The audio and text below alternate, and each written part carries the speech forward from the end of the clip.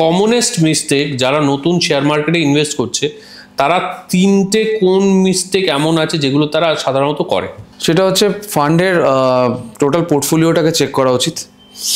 যে কোনো ফান্ডে যখন সে যাচ্ছেন, মানে কোনো শেয়ার কিনছেন, তার পুরো পোর্টফোলিওটাকে ক্যালকুলেট করা উচিত। তার পি রেশিও কি আছে, তার ইনভেস্টমেন্ট কোথায় কোথায় করছেন, তার ইনভেস্টার, তার ফান্ড ম্যানেজার্স কারা রয়েছেন, এগুলো সব পুরো বিষয়টাকে দেখা উচিত।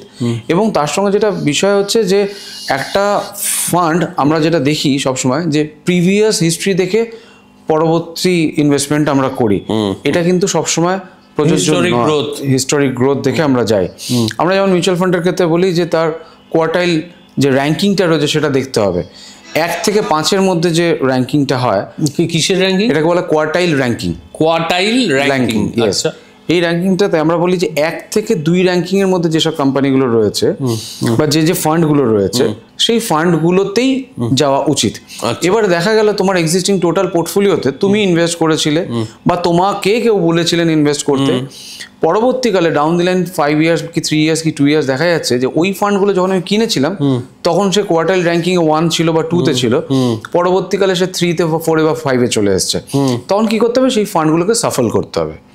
সাফল করতে হবে মানে আমাকে চেঞ্জ করতে হবে, এই ফান্ড থেকে বেরিয়ে এসে আমাকে অন্য ফান্ডে যেতে হবে। আচ্ছা আচ্ছা। এবারে এইটার জন্য যেটা দরকার লাগে, প্রত্যেক মাসে একবার করে অন্ততপক্ষে নিজের ফান্ডটাকে পুরো চেক করা। আচ্ছা। তাহলে পরে কি হয়, কারণ এটা ফান্ডের হেলথ বলি আমরা, ঠিক আছে?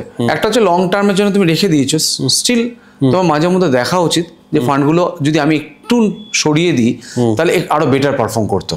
আচ্ছা। এইটার ক্ষেত্রে আমাদেরকে এই নলেজটা আমাদের থাকা দরকার। যদি আমি মনে করি যে আমি ডিরেক্ট ইনভেস্ট করব, তাহলে এটা ফান্ডামেন্টাল একটা দিক, এটাতে সবসময়তেই নজর করা উচিত যে তার ফান্ডটা কিরমভাবে প্রত্যেক বছর বা প্রত্যেক 6 মাস অন্তর অন্তর কিরম পারফর্ম করছে। ভারতবর্ষে কি